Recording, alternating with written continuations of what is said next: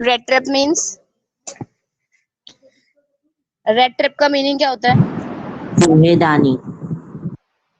चूहेदानी, जिसके अंदर rat trap, जिसमें चूहों को ट्रैप किया जाता है, ठीक है, जिसमें चूहे को मतलब जाल में फंसाया जाता है, तो चूहेदानी होती है। तो वो रेड ट्रैप जो है वो चूहेदानियां ही बनाता था, और उसका काम बहुत अच्छा नहीं चल रहा था, ठीक है, उसका काम ऐसा नहीं था कि बहुत अच्छा चल रहा था। और एक और भी था कि वो क्या करता था, चोरी कर लेता था। मतलब जब उसको लगता था ना कि मेरा काम ठीक से नहीं चल रहा है, I do not have anything, तो उस टाइम पे वो चोरी भी कर लेता था। तो हम ये कह सकते he was not a good sort of person, अच्छा नहीं था वो, उसकी अर्निंग्स अच्छी नहीं होती थी, तो वो किसी भी तरीके से अर्न करने की कोशिश करता था, right. So about the author, Selma Lagerlöf was a Swedish writer whose stories have been translated into many languages. Selma Lagerlöf जो है एक स्वीडिश राइटर है जिसकी कहानियों को बहुत सारी लैंग्वेजेस में, बहुत सारी भाषाओं के अंदर ट्रांसलेट किया हुआ है। A universal theme runs through all of them, और उन सब में एक यूनिवर्सल थीम, यानी कि जो पूरी दुनिया के अंदर जो फॉलो होती है, उसी तरीके का थीम वो अपने स्टोरीज के अंदर लेते हैं। A brief that the essential goodness in a human being can be awakened through understanding and love। और ये क्या है, हर कोई जानता है कि किसी भी इंसान के अंदर अगर अच्छाई है, मतलब किसी भी इंसान की अच्छाइयां तभी हम बाहर ला सकते हैं जब हम उसको अंडरस्टैंडिंग यानी कि प्यार से और समझदारी से डील करें। मतलब रेड ट्रैप के अंदर जो रेड ट्रैप बनाने वाला था वो भी क्या था, उसको सब लोग कैसे ट्रीट करते थे, जैसे वो बहुत ज्यादा बुरा पर्सन है, क्योंकि वो क्या करता है, गलत तरीके से अर्न करता है, वो चोरी करता है, रेड ट्रैप बनाता है, तो सब उसको इस तरीके से देखते थे।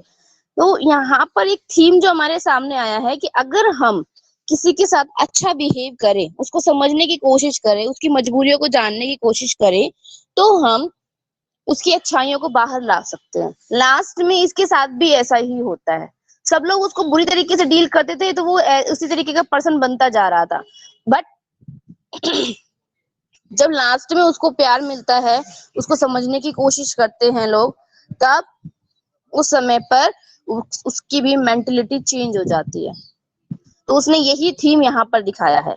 The story is set midst the mines of Sweden, Sweden की जो माइंस खाने हैं ना, उनके बीच में एस्टेब्लिश की गई है।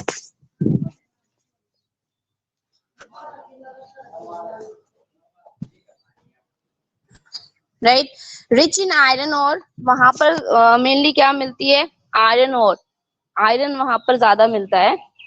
And which figure large in the history and legend of that country, जो बहुत ज्यादा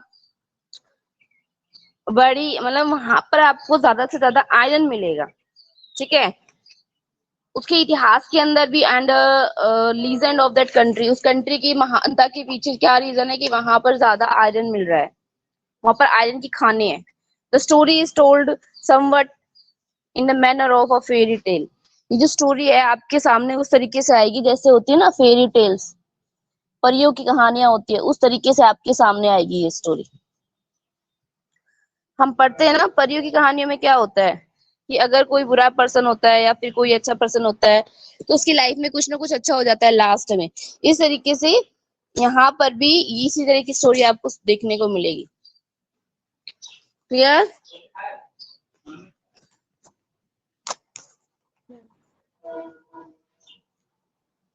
सभी को मेरी आवाज सुनाई दे रही है ना?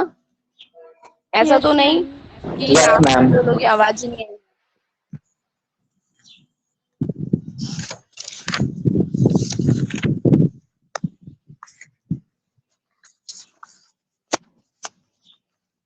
So once upon a time there was a man who went around selling small red trap of wire।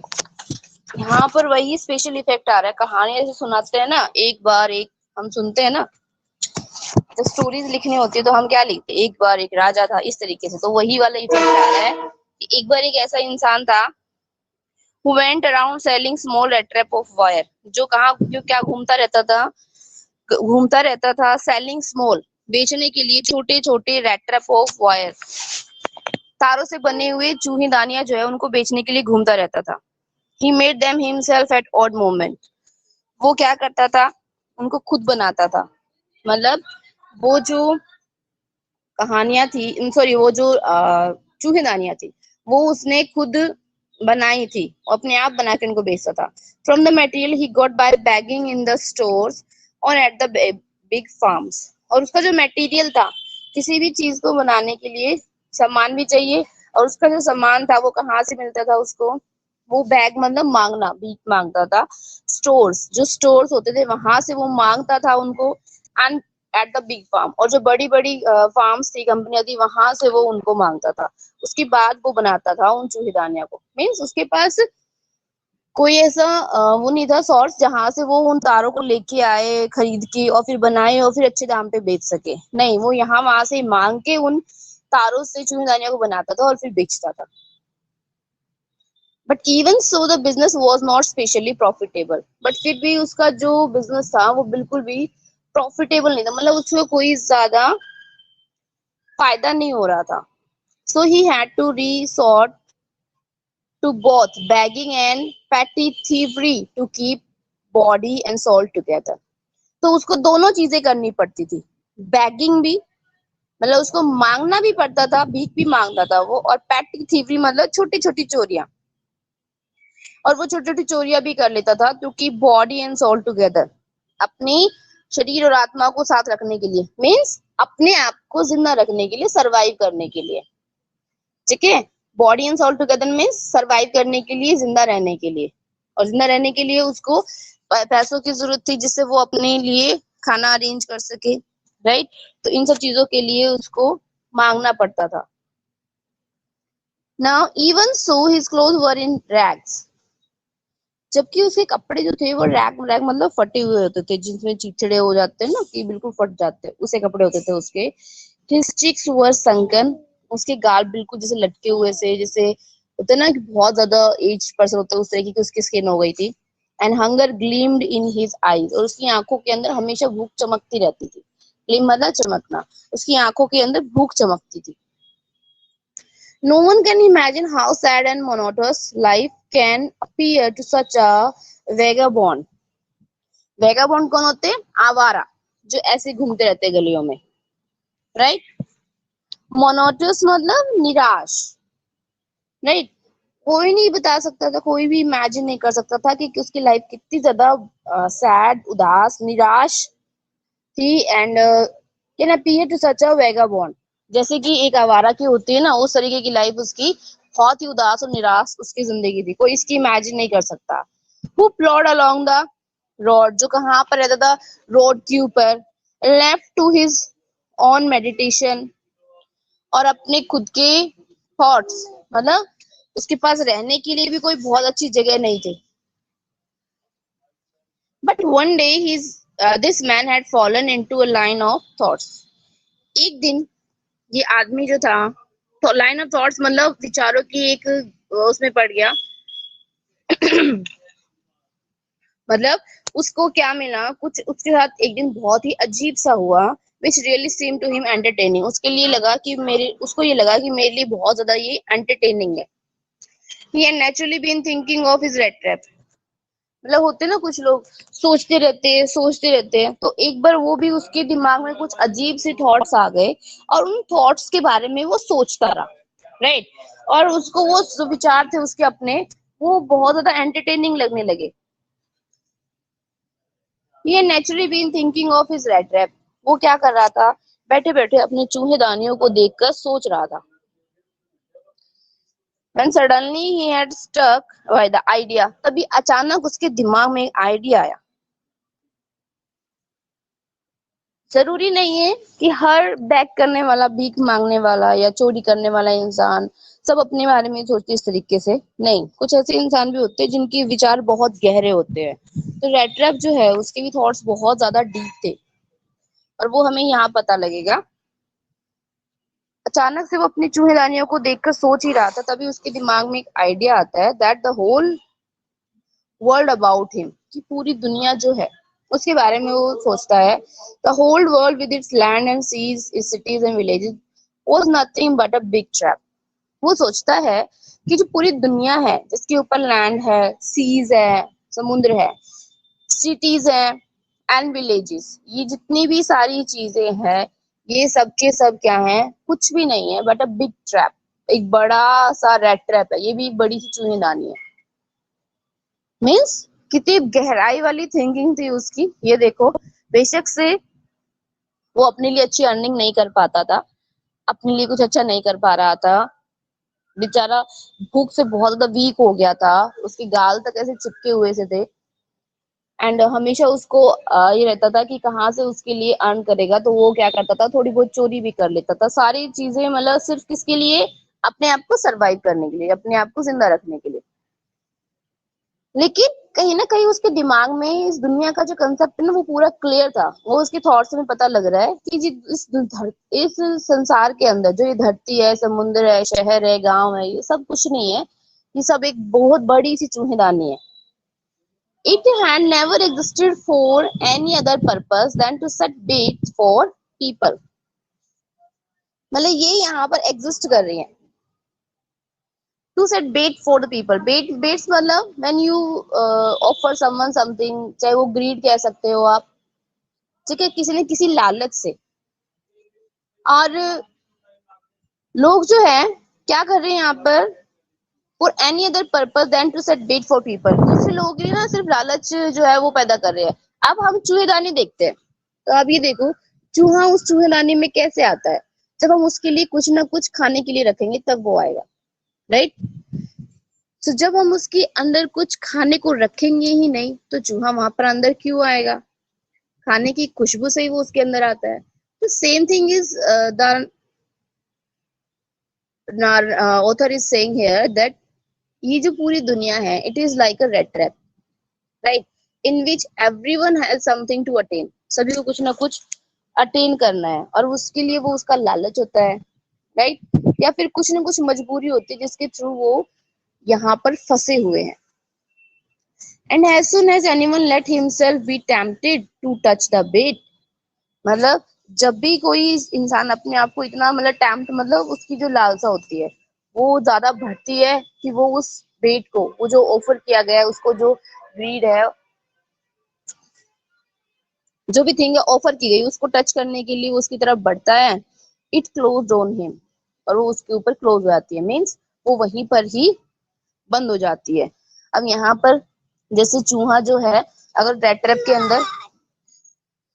के अंदर खाना रखा हुआ है, जैसे वो उसको खाने की कोशिश करता है, उसको खींचने की कोशिश करता है, तो वहां पर क्या होता है, फटाक से वो चूहेदानी बंद हो जाती है। ऐसे ही लाइफ है हमारी, जब हमें फंसाने के लिए कोई ना कोई जाल बनाया जाता है, और वो जाल कैसा होता है, वो लालच का हो सकता है, किसी मजबूरी का हो सकता है, और जब हम उस चीज को अटेंड कर लेते हैं तो वही हम भी इस दुनिया के अंदर फंस जाते हैं, right. Then everything came to an end, और उसके बाद सब कुछ खत्म हो जाता है। The world had of course never been kind to him, ये जो दुनिया है ये उसके लिए बिल्कुल भी दयालु नहीं है। So it gave him unwanted Joy, तो उसको देते हैं अनवांटेड जॉय, मतलब जो चाहता नहीं तो उतनी खुशी, to think ill of it in this way, तो वो उस तरीके का जो बुरा वो होता है ना बिहेवियर, वो सोचने के लिए मजबूर हो जाए। मतलब अगर हम कुछ गलत भी करते हैं इस दुनिया में, तो उसका रीजन यही है कि दुनिया हमें उकसाती भी है, राइट। अगर हमने कुछ अच्छा किया है, बुरा किया है, तो अगर बुरा हम कर रहे हैं तो हमें ये दुनिया कोई ना कोई लालच देती है, उकसाती है किसी न किसी तरीके से, इसलिए हम ज्यादा बुरा करते हैं। It became a cherished pass time of his, ये उसका एक बहुत अच्छा पास टाइम, मतलब समय उसका ऐसे व्यतीत हो जाता था। During many dreary plodding to think of people he knew who had let themselves be caught in dangerous snare and of other who were still, one second,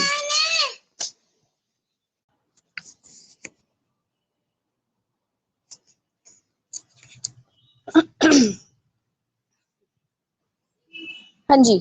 सो कहते हैं कि हम सेकंड पैराग्राफ में थे। The world had of course never been very kind to him. जो दुनिया होती है वो कभी भी किसी के लिए बहुत ज्यादा दयालु नहीं होती है। हम ये देखते हैं कि यहाँ पर कोई कुछ अगर हमारे लिए बहुत अच्छा सोचते हैं तो कुछ बहुत बुरा भी सोचते हैं। तो यहाँ पर वो कहना चाहता है कि जब हमें फंसाने के लिए कोई ना कोई चारा डाला जाता है, कोई लालच दिया जाता है, ठीक है, तो वो लालच जब हम पाने की कोशिश करते हैं तो हम जाल में फंस जाते हैं, राइट। और ये दुनिया जो है ये हमारे लिए बहुत ज्यादा दयालु नहीं है कि अगर मान लो हम फंस गए तो हमें निकालने की कोशिश करें, नहीं, ऐसा कुछ नहीं है। So it gave him unwanted joy of thing ill of it in this way. So उनको क्या मिल जाता है, पूरी दुनिया के लोगों को एक मौका मिल जाता है और ऐसा खुशी मिल जाती है कि वो कुछ बुरा सोच सके, किसी दूसरे तरीके से सोच सके, ठीक है, मतलब इस तरीके से वो हमारे लिए कुछ गलत सोच सके, उनको मौका मिल जाता है। It became cherish pass time of his, और ये उनका बहुत ज्यादा पसंदीदा, चेरिश मतलब जिसमें आपको खुशी हो, उस तरीके का पास टाइम मिल जाता है लोगों को। हम ये देखते हैं ना, अगर हमारे साथ कुछ भी गलत होता है तो अगर कोई सहानुभूति देने के लिए भी आता है तो बहुत सारे ऐसे भी आते हैं जो हमें टोंट मारते हैं कि आपने ऐसा किया, ऐसे नहीं होना चाहिए था। कुछ ऐसे भी होते हैं और कुछ ऐसे भी होते हैं जो ऊपर से सहानुभूति तो दिखाते हैं लेकिन अंदर से वो हमारे लिए बहुत बुरा सोचते हैं, राइट। तो इस तरीके के लोगों की बात कर रहा है वो। ड्यूरिंग द ड्रेरी प्लॉडिंग में ड्रेरी क्या होता है, बहुत ज्यादा निराशाजनक। प्लॉडिंग मतलब बहुत मेहनत से जब आप किसी चीज को प्राप्त करते हो। To think of people he knew who had let themselves be caught in danger snare, उन लोगों के बारे में सोचना जो अपने आप को इस डेंजर स्नेयर, स्नेयर मतलब जाल में फंसाना, उस खतरनाक जाल में फंस जाते हैं। And of others who were still circling around the bait, और उन लोगों के बारे में जो अभी भी उस बेट के आसपास सर्कल लगा खड़े हैं, मतलब जो और भी फंसने को तैयार है, अभी उन लोगों के बारे में सोचता है, ठीक है। तो यहाँ पर वो हमारे सामने बहुत डीप थॉट प्रेजेंट कर रहा है that how this world offer other peoples some, जो भी हमारे सामने कुछ अच्छा होता है, कुछ लालच होता है, सम ग्रीड्स, जिसको हम पाने के लिए किसी भी हद तक जा सकते हैं, ठीक है, उसके लिए हम बहुत सारी मेहनत भी करते हैं और कई बार बहुत ज्यादा हमें निराशा भी मिलती है, और कैसे दुनिया फिर उस चीज का फायदा भी उठाती है। तो ये इतने गहरे थॉट थे उसके जो वो बैठ के सोच रहा था। One dark evening as he was striding along the road, एक बहुत ही अंधेरी रात थी जब वो क्या कर रहा था, रोड के ऊपर जा रहा था। ही caught sight of a little grey cottage by the roadside, उसको क्या मिला, रोड साइड, रोड के एक तरफ उसको, मतलब एक साइड पे उसको एक ग्रे कॉटेज दिखाई दिया। And he knock on the door to ask shelter for the night, उसने दरवाजे पे नॉक किया कि उसको रात के लिए वहां पर आसरा मिल सकता है क्या। Nor was he refused, instead of the sour faces which ordinarily met him, really मतलब नॉर वॉज ही रिफ्यूज्ड मतलब उसको मना तो किया ही जाता था, instead of sour faces, sour faces मतलब आपके सामने ऐसी शक्लें बना के फेस की जाए कि आपको जैसे धुतकार दिया जाए, उस तरीके का, उसी तरीके के फेसेस उसको मिलते थे। Owner who has an old man without wife, वहां पर जो रह रहा था आदमी, एक बहुत ही बूढ़ा आदमी था जिसकी वाइफ नहीं थी और चाइल्ड ना उसके बच्चे थे, was happy to get someone to talk to in his loneliness. अब वैसे तो उसको जब किसी के दरवाजे पे वो खटखटाता था तो उसको अजीब से चेहरे देखने को मिलते थे जो उसे जैसे नफरत की निगाह से देख रहे हो, लेकिन अभी उसके सामने एक बूढ़ा आदमी था जो ना तो उसके पास उसकी वाइफ थी ना ही उसके बच्चे थे, वो अकेला था, तो वो खुश हो गया उसको देखकर। क्यों? क्योंकि उसको अपने अकेलेपन में कोई साथी मिल गया था बात करने के लिए। Immediately he put on the orange pot on the fire, जल्दी से उसने पॉरेज मतलब जिसमें हम दलिया बनाते हैं, तो वो पॉट उसने आग पे रखा एंड गेव हिम सपर, उसको खाना बना के दिया उसने। Then he carved off such a big slice from his तंबाकू रोल, और फिर उसने क्या किया, उसका जो तंबाकू रोल था उसने बहुत बड़ा पीस उसके लिए निकाला, that it was enough for both the stranger pipe and his own, उसने इतना सारा तंबाकू निकाला जो उसके पाइप के लिए और जो स्ट्रेंजर यानी कि रेटेड वहां पर गया था उसके लिए इनफ, पर्याप्त था, उतना उसने तंबाकू निकाला।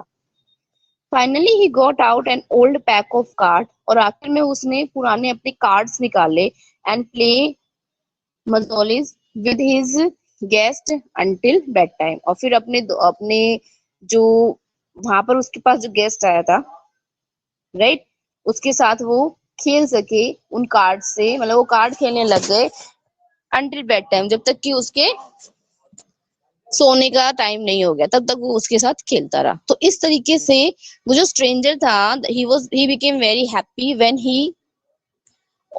ही सा समवन इन हिज लोनलीनेस।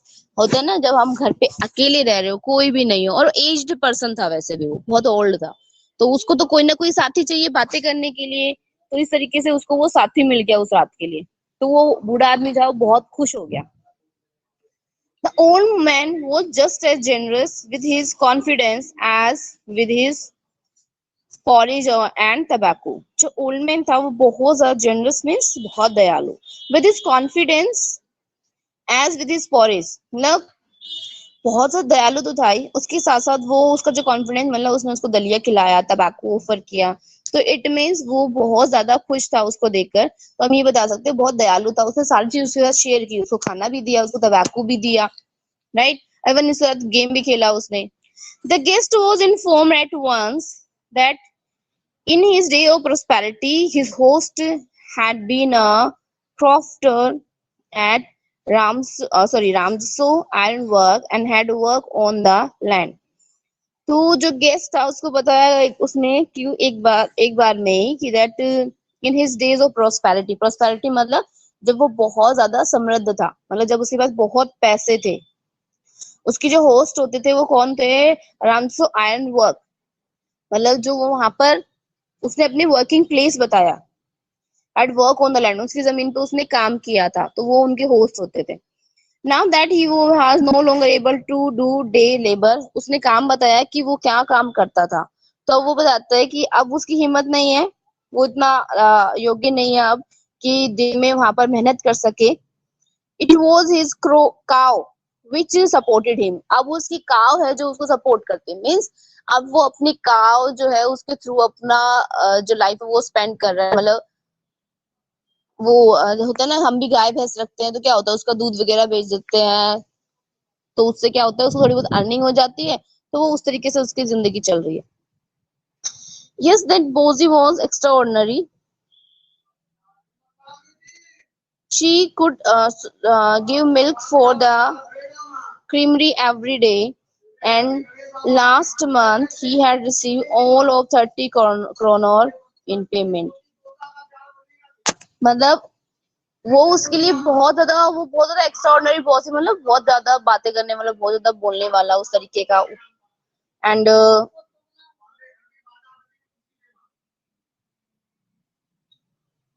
उसके साथ साथ वो देखता है उस काव को, वो काव जो थी वो बहुत ज्यादा क्या देती थी, गिव मिल्क मतलब दूध देती थी, for the creamery every day, पूरे दिन के लिए उसको पर्याप्त होता था उतना दूध। एंड लास्ट मंथ और पिछले महीने उसने 30 करोड़ की पेमेंट भी रिसीव की थी। मतलब यहाँ पर उस ओल्ड मैन ने अपने बारे में सब कुछ बता दिया रेड ट्रैप को, मीन्स उसने ये बता दिया कि पहले वो रिच था, वो वर्क करता था यहाँ पर, राइट, एंड काम करते करते वो बहुत ज्यादा क्या करने लगा था, मतलब उसकी अर्निंग बहुत अच्छी हो जाती थी। एंड अब वो बूढ़ा हो चुका है ना, वो काम कर सकता है, तो वो अपनी गाय के भरोसे ही अपनी आजीविका चला रहा है। एंड पिछले मंथ ही उसको क्या मिली है, 30 करोड़ की पेमेंट मिली है। अब ये सुन के जो रेड ट्रैप है वो लालच में आ जाता है, उसको लालच आ जाता है कि एक तो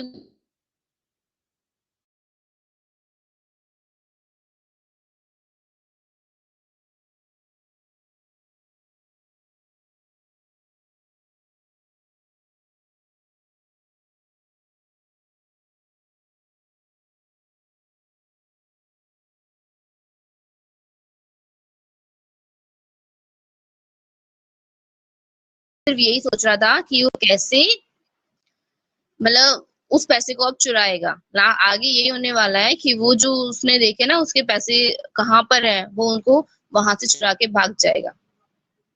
ठीक है,